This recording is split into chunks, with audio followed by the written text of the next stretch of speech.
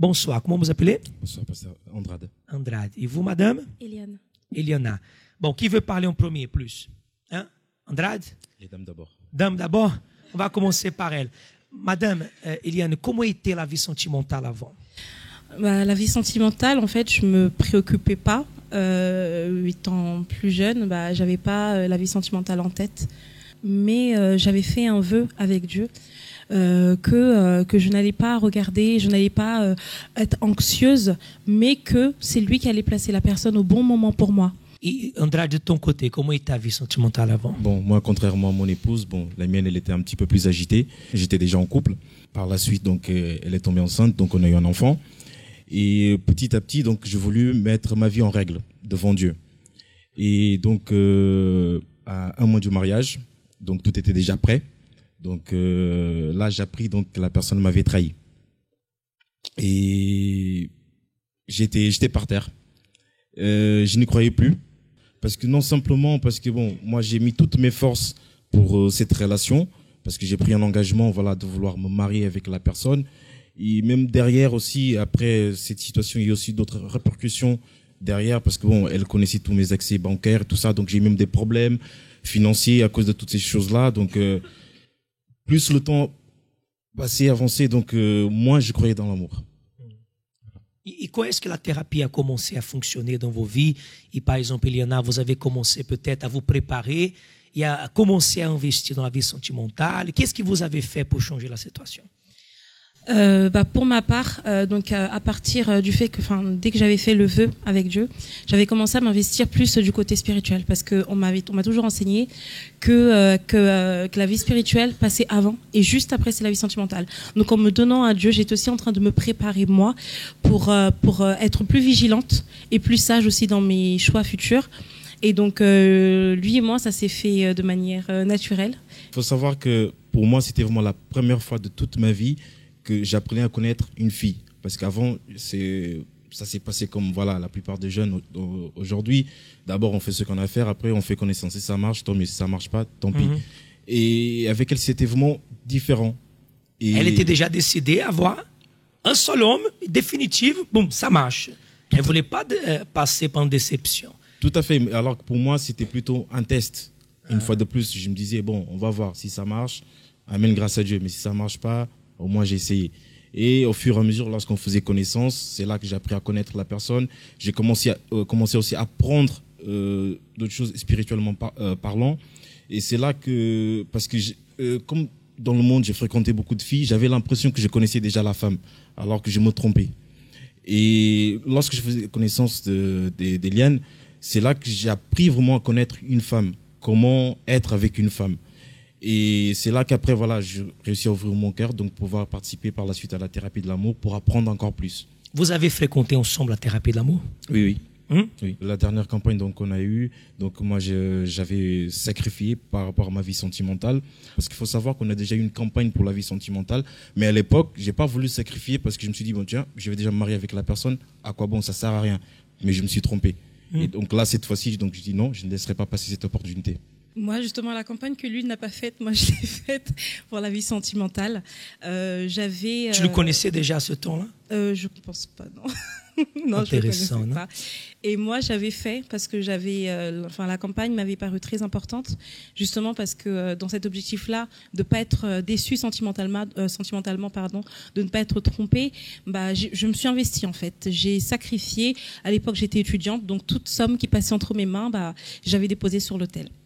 Dans cette campagne-là, pour la vie sentimentale, pour la vie sentimentale, oui. Où il n'a pas participé. Lui, il n'a pas participé. Moi, je ne le connaissais même pas. Non. Le temps passe, le temps se croise. Et un jour, lui qui n'a pas fait, a compris l'importance de l'autel. Elle qui a fait et a confié en Dieu.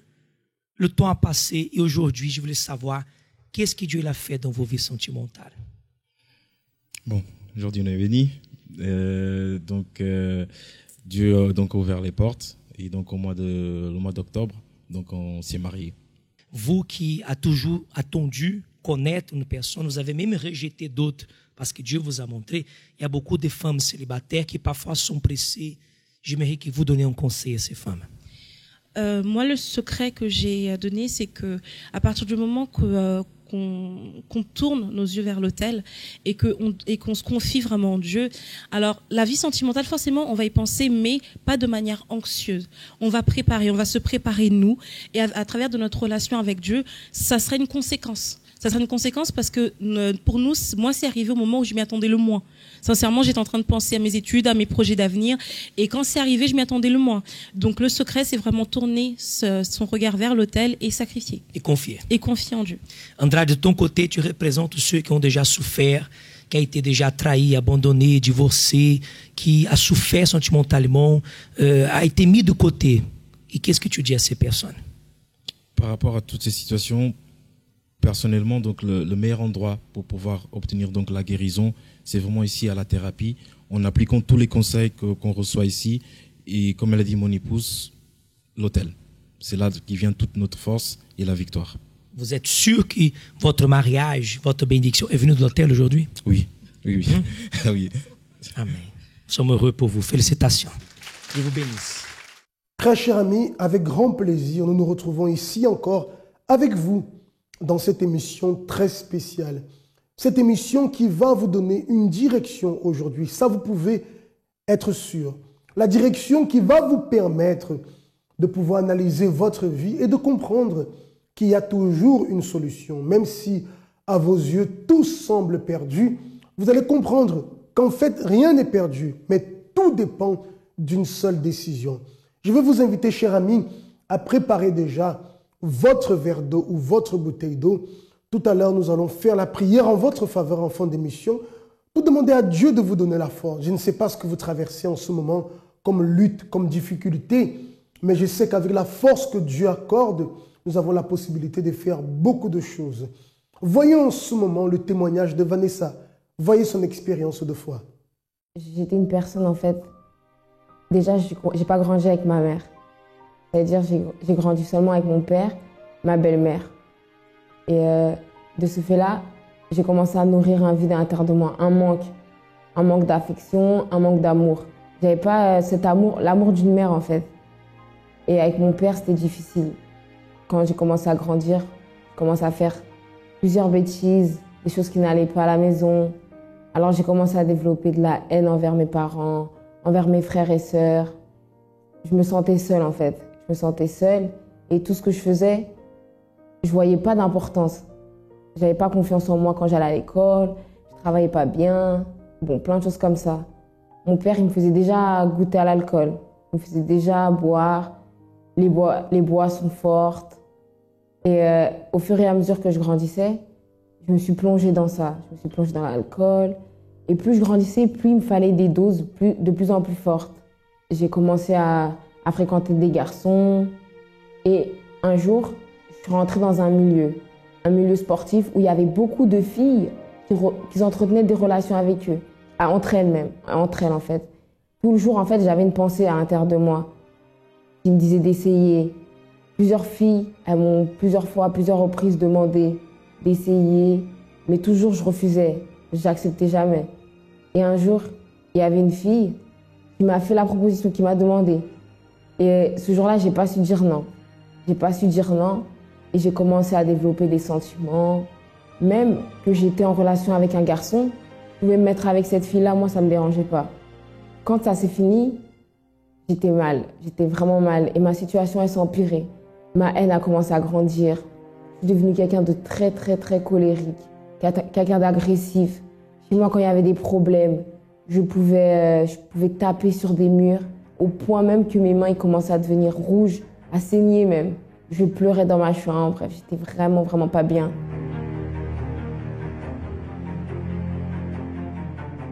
J'ai connu le centre d'accueil à travers des connaissances. Par un appel, on m'a invité à venir le dimanche, à participer à des réunions. Et j'ai accepté. J'ai voulu en fait plus connaître ce qu'ils faisaient au centre d'accueil. J'avais toujours ce vide en fait. Et je voulais changer, je voulais vraiment changer. Mais je ne savais pas comment. Donc je commençais à me donner.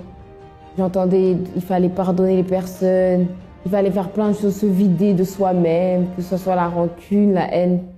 Et j'étais vraiment prête à tout. En fait, le centre d'accueil, ils offraient beaucoup d'opportunités pour que les personnes viennent à changer leur vie, à être bien en fait. Et moi, j'ai saisi plusieurs opportunités. J'ai commencé à parler de moi, de comment j'étais avant. Même si c'était difficile, j'ai commencé à le faire. Et là, j'ai commencé à chercher à l'intérieur de moi. Et ça m'est venu en fait des choses de mon passé que j'ai vraiment là, vraiment, je me suis déversée. Je me suis vraiment lâchée. Je me suis lâchée. Et à partir de ce moment-là, c'est comme ça que ma vie a commencé à changer. Moi, la personne que je suis aujourd'hui, je suis bien avec moi-même. J'ai cette paix à l'intérieur de moi. Enfin, vraiment, je suis heureuse. Ce grand vide que j'avais, il a disparu totalement. La haine que j'avais, plus de haine, plus de colère, plus de rien du tout. Avec les filles, maintenant, je veux juste aider les gens. Il n'y a pas de relation fille ou quoi que ce soit. Je bois plus. J'ai besoin de dépendre de rien du tout. À partir du moment où maintenant je me sens bien, je suis bien avec Dieu, je suis bien avec moi. Maintenant, quand je vais entreprendre quelque chose, je vais persévérer parce que je sais qu'au bout, j'aurai la victoire. Peu importe la situation par laquelle je vais devoir passer, j'ai cette confiance. Je sais que ce que je vais faire, ça va marcher. Je sais que maintenant, quand je vais me donner, je vais avoir des résultats, les bons résultats. Chez moi, c'est bien. Franchement, c'est différent. À l'intérieur de moi, j'ai une paix, j'ai une joie. Franchement, comment vous dire? Il n'y a pas plus grande souffrance que d'avoir l'absence de Dieu. Et vraiment, peu importe la situation par laquelle vous passez, il y a une opportunité qui vous est donnée gratuitement. Et saisissez-la. Saisissez-la parce que ce que vous recevez après, c'est très, très, très bon. Vous voyez que beaucoup aujourd'hui attendent la chance. Se disent que peut-être, si la chance est de mon côté, je vais m'en sortir. Et jusqu'à présent, il y a des personnes qui attendent la chance et la chance ne vient pas. Notre vie n'est pas une question de chance. Notre vie est une question d'opportunité. Peut-être ce que beaucoup de personnes voyaient comme chance dans votre vie n'était pas ce qu'on appelle la chance. Les opportunités que vous avez eues ne vous ont pas permis de résoudre votre situation, ne vous ont pas permis d'atteindre ce que vous désirez. Alors sachez que l'opportunité que vous recevez aujourd'hui est totalement différente. Elle est totalement différente. Pourquoi je vous dis cela? Parce que cette opportunité est la garantie d'un changement véritable dans votre vie. Comme ce qui est arrivé dans la vie de Vanessa, dans votre vie, la même chose peut se produire selon, bien sûr, vos besoins. J'aimerais que vous puissiez voir en ce moment un autre témoignage, une personne qui a une expérience de foi. Alors avant, j'étais une personne qui était triste à l'intérieur d'elle, dû au fait que j'ai été séparée de mes parents très très jeune. Du coup, j'ai dû apprendre à grandir toute seule, j'ai dû apprendre à devenir très mature vite en fait. Donc du coup, par rapport à cette situation, j'avais gardé de la colère contre eux. J'étais vraiment remplie de rancune, remplie de mauvais regards par rapport à eux. J'arrivais pas en fait à les pardonner par rapport à cette situation. Du coup, j'étais une personne qui était triste, qui était renfermée sur elle-même. J'arrivais pas à parler aux personnes. Je faisais école, maison et tout de suite, je m'enfermais dans ma chambre. Et en fait, par rapport à cette situation aussi, j'avais des très mauvais résultats à l'école. J'arrivais pas à écouter à l'école, j'arrivais pas à avoir des bonnes notes. Toutes mes notes étaient vraiment des notes très très mauvaises.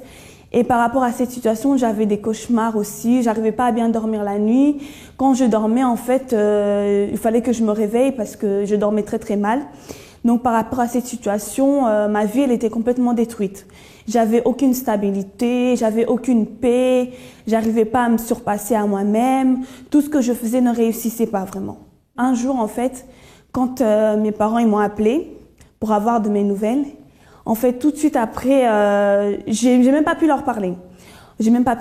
En fait, j'ai décroché le téléphone et ils me demandaient de mes nouvelles, ils cherchaient à savoir comment j'allais, est-ce qu'à l'école ça a avancé. En fait, je me suis rendu compte que j'avais rien à leur dire et à partir de ce moment-là, en fait, je coupais le contact avec eux. Du coup, je les appelais plus, ils avaient plus de mes nouvelles pendant des années et des années. Et ce moment, en fait, ça a été vraiment le pire moment de ma vie parce que je me suis vue, en fait, comme une personne qui était complètement inconnue d'elle-même. Comme si personne ne me connaissait, je vivais toute seule. Tout ce que je faisais, en fait, c'était toute seule. J'arrivais pas à partager ce qui passait à l'intérieur de moi. J'arrivais pas à parler de mes difficultés à l'école. Tout ce que je subissais à l'école, en fait, je gardais ça à l'intérieur de moi. Pourquoi est-ce que j'affirme que c'est une question de décision. Parce que ce sont nos décisions qui vont conduire au résultat pour notre vie. Notre vie aujourd'hui, votre vie telle qu'elle est aujourd'hui, elle est le fruit de vos décisions. Ma vie aujourd'hui est le fruit des décisions que j'ai prises antérieurement. Tout va dépendre de la décision. Si aujourd'hui, nous vous parlons de décision, c'est parce que nous croyons sincèrement à l'exemple du témoignage que nous sommes en train de voir. Gloria, voyez sa vie remplie de haine, certainement angoissée, désespérée, de par la situation qu'elle était en train de vivre. Mais vous allez voir que le moment est arrivé où elle a pris une décision, la décision qui allait faire la différence. Parce que certainement, elle a pris beaucoup d'autres décisions, mais qui n'ont pas apporté le résultat qu'elle voulait. Mais cette décision qu'elle a prise a apporté le changement. C'est lorsqu'elle a connu ce travail et qu'elle a pris la décision de lutter pour sa vie. Alors, j'ai connu le centre d'accueil grâce à ma tante. Elle m'a invitée donc, pour venir participer aux réunions du centre d'accueil. Donc, au début, je venais juste pour lui faire plaisir, pour pouvoir être avec elle, en fait. Et tout ce que le pasteur il disait, en fait, j'écoutais pas vraiment, je me sentais pas vraiment concernée. J'arrivais pas, en fait, à voir ce qu'il disait par rapport à ma vie. En fait, je voyais pas le rapport avec ma vie. Jusqu'à un jour où il a parlé d'une parole. Et cette parole, en fait, elle est vraiment restée en moi parce que c'était une parole qui me concernait vraiment. Et à partir de ce moment-là, donc, j'ai commencé à participer avec plus d'intérêt. J'ai commencé vraiment à écouter, j'ai commencé vraiment à faire attention à ce que le pasteur il disait. Et du coup, je me suis identifiée dans beaucoup de choses. J'ai vu que ma vie, elle pouvait changer en fait, que j'avais une solution, que je pouvais m'en sortir. Et à partir de ce moment-là, donc, j'ai décidé de participer aux chaînes de prière le mercredi, également le vendredi aussi. J'ai commencé à faire mes chaînes de prière, j'ai commencé à venir avec plus de force, plus d'intérêt.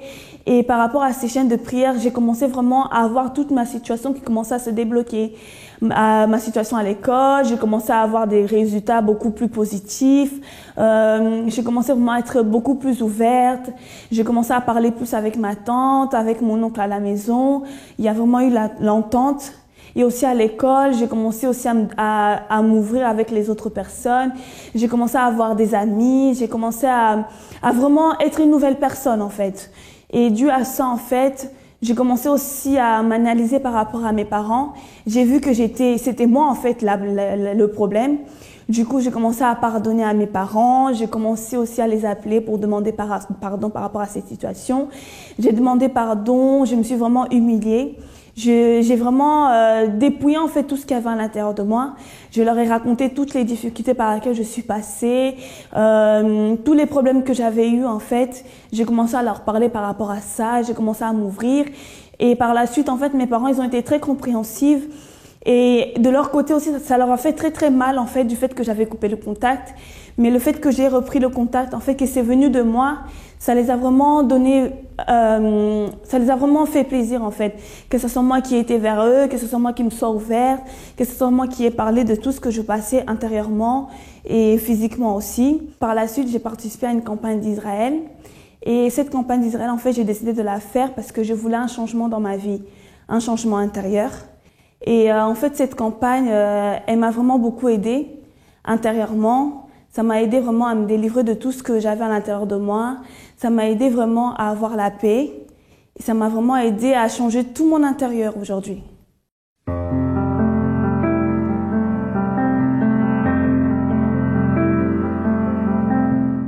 Donc aujourd'hui, je suis une personne qui est complètement transformée. Et donc, lorsque j'ai participé de cette campagne d'Israël, j'ai eu le résultat en fait 2 semaines après. Intérieurement, en fait, j'ai commencé à avoir la paix. J'ai commencé vraiment à être une personne je suis passée d'une personne triste à une personne joyeuse, une personne qui avait la haine et la rancune à une personne qui a su pardonner. Je ne suis plus cette personne triste, angoissée, renfermée sur elle-même. Je pense plus que je suis seule, je suis plus solitaire. Je participe, je suis ouverte avec les autres. Je peux aller vers une personne pour lui parler sans avoir de retenue en fait. Donc je suis plus renfermée sur moi-même, il y a plus ça en moi en fait. J'ai la paix, j'ai la joie. Je suis bénie dans tout ce que je fais. J'ai eu mon BTS en assistante manager. Donc mon diplôme en fait, je fais que avancer dans mes études Et j'ai également un travail que j'aime beaucoup, donc dans le domaine que je voulais également. Donc aujourd'hui, ma vie, elle est bénie. Tout ce que je fais, ça réussit. Avec mes parents, on s'entend très bien. On s'appelle tout le temps. On a tout le temps de nouvelles les uns des autres.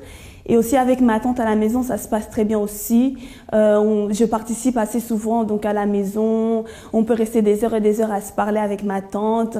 Donc il y a vraiment une très bonne entente avec ma famille aujourd'hui. Le changement intérieur que j'ai eu à l'intérieur de moi a eu une influence sur ma vie professionnelle, avec mes amis aussi. Aujourd'hui, je suis une personne ouverte. Je m'entends avec les personnes. Je suis plus solitaire. Je peux parler avec mes amis. On peut sortir, on peut s'amuser. Donc par rapport à ça, avec mes parents aussi, on s'entend très bien. Je peux leur parler tout le temps. Avec ma tante également, je peux aussi leur parler. Les personnes qui viennent aussi nous voir, je peux aussi être ouverte avec eux. Et tout ça, en fait, c'est le fruit de la campagne d'Israël. Le fait que j'ai participé, que j'ai mis mon tout sur l'autel, ça a donné donc un bon résultat dans ma vie. Vous voyez qu'une décision peut faire la différence. C'est la raison pour laquelle nous allons prier en ce moment. Et vous qui avez besoin de prendre cette décision, comme Vanessa, comme Gloria ont pris, de lutter pour leur vie par la foi, alors nous allons demander à Dieu de vous donner cette force. Prions. Seigneur mon Dieu et mon Père, je bénis en ton nom cette eau contenue dans le verre que cette personne tient ou dans la bouteille. Et lorsqu'elle boira de cette eau, mon Dieu, quelle est la force de prendre, Seigneur, la décision qui va lui permettre de voir le résultat qu'elle attend dans sa vie. Comme l'ont fait Vanessa et Gloria, qu'elle puisse le faire aussi. Je les remets tous entre tes mains, au nom de Jésus. Amen. Buvez avec foi cette eau. Et recevez cette force. Et nous vous attendons ce vendredi dans tous nos centres d'accueil. Vous aurez l'opportunité alors de recevoir cette aide qui va vous permettre de changer de vie. À très bientôt. Alors, donc, tout a commencé lorsqu'on a acheté un appartement. Donc, tout allait bien, mais on a voulu un appartement plus grand. Donc, on a revendu cet appartement-là. Lorsqu'on a vendu cet appartement-là, on a eu justement un bénéfice sur cet appartement-là. Donc, on voulait garder ce bénéfice et faire un emprunt total pour pouvoir racheter donc le deuxième. Lorsqu'on est parti voir la banque nous a dit oui, il n'y a pas de problème. Donc, ils ont commencé à faire donc les contrats par rapport à ça. On s'est rendu compte au fait que le contrat initial qu'on avait demandé, qui était à la valeur de 210 000 €, n'était pas ce contrat. Ils nous ont fait un contrat de 170 000 €. Et donc, ils exigeaient de nous qu'on vienne à mettre au fait les bénéfices de la vente de l'autre appartement sur l'achat de celui-ci. Et lorsqu'on leur a dit que non, justement, c'était pas ce qu'on avait demandé au départ, ils nous ont dit de toute façon, vous n'avez pas le choix. On a acheté l'appartement et jusque-là, donc tout allait bien, l'appartement était magnifique. Le seul souci, c'est que quelques temps après, donc mon mari et moi, nous étions dans la même entreprise et nous avons eu un licenciement économique. Donc nous avons été licenciés tous les deux. De là, on a dû mettre cet appartement donc en location. Donc tout se passait très bien avec ces locataires. Seulement, à un moment donné, ils ont arrêté de payer. Donc pendant plus d'1 an, ils n'ont pas payé le loyer. Nous, on était déjà en location dans un autre appartement. Donc du coup, on avait 2 loyers à payer. Et à un moment donné, donc on s'est senti étouffé par rapport à ça. Ce qui fait qu'on devait encore plus d'une 60aine de 1000 €. Et encore une fois, c'était une situation assez pesante. Parce qu'il faut savoir qu'on était locataires. Donc on avait réussi à trouver un travail tous les deux. Mais on a 4 enfants. Donc il y avait pas mal de situations qui faisaient qu'on n'arrivait pas, on va dire, à payer aux échéances ou alors même à payer parfois par mois. Il y avait des mois où c'était plus serré que d'autres, donc on n'arrivait pas à payer les deux au fait. Et donc par rapport à ça, donc on a dû faire un dossier de surendettement auprès de la Banque de France. Même à la maison, ça créait des tensions, c'était devenu à un point où on n'arrivait plus à s'en sortir.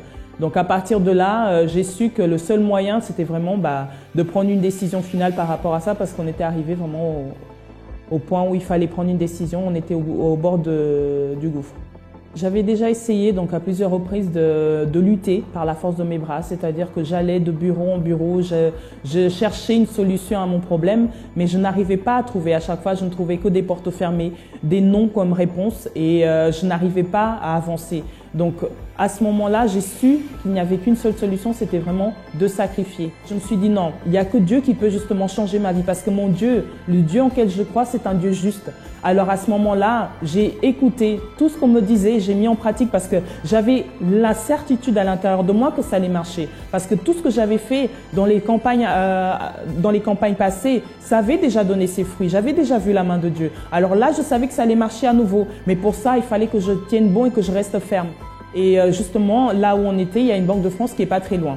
Et pendant 1 heure, j'ai erré dans le froid parce qu'il fallait attendre 1 heure pour que ça ouvre. Et pendant que j'errais dans le froid, j'étais là en prière à l'intérieur de moi. Je demandais à Dieu, j'ai dit, mon Dieu, si tu as touché mon cœur pour pouvoir justement aller là-bas aujourd'hui, c'est pas en vain. Je vais pas arriver là-bas et sortir de là-bas sans avoir cette victoire que tu as promis. Donc je dois aller là-bas, certes, mais en arrivant là-bas, je vais sortir avec la victoire. Et en arrivant là-bas, donc j'ai donné ma pièce d'identité et la dame me dit, je ne trouve rien. Il faut savoir qu'avant ça, j'avais agi ma foi, j'ai pris l'enveloppe et je l'ai posée sur le comptoir. Et là, elle me demande pourquoi je suis venue. Je lui ai dit pourquoi j'étais là. Je lui ai tendu ma pièce d'identité et elle regarde dans son ordinateur et elle me dit, je ne vois rien. J'ai dit, madame, vous pouvez réessayer. Elle regarde et me dit, je ne vois rien. Et elle me demande si je veux une attestation pour confirmer justement qu'il n'y a plus rien au niveau de la Banque de France. Et je lui demande oui, je veux bien. Et donc à ce moment-là, j'ai réussi à avoir ma victoire. J'ai même pas pu lire le document là, c'est seulement en sortant, lorsque j'ai bien relu toutes les lignes, que j'ai vu véritablement la main de Dieu une fois de plus dans ma vie. Je n'ai plus rien au niveau de la Banque de France. Ma dette a été effacée. Et donc là, je suis une nouvelle personne. Je me sens plus légère. Au jour d'aujourd'hui, donc, on n'a plus ce problème-là. Là même au niveau financier, chose qu'on n'arrivait pas non plus à conquérir. Donc on a même un appartement en Afrique, donc un très bel appartement dans un très beau quartier, donc au pays, chose que nous ne pensions même pas non plus avoir. Et donc petit à petit, Dieu nous bénit justement de ce côté-là, du côté financier. Donc je suis en pleine création d'entreprise et ça marche très bien. Donc tout va bien grâce à Dieu. Dieu ouvre les portes même sans qu'on s'y attende. Justement, la bénédiction elle est totale.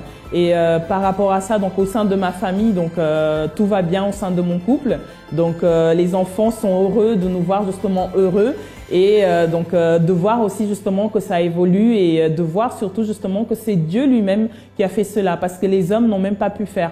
On est passé dans tellement de bureaux, par tellement de systèmes, on va dire, dans la bureaucratie, que ce soit les assistances sociales ou autres, mais personne n'a pu justement nous aider par rapport à cette situation-là. Il n'y a que Dieu justement qui a pu le faire.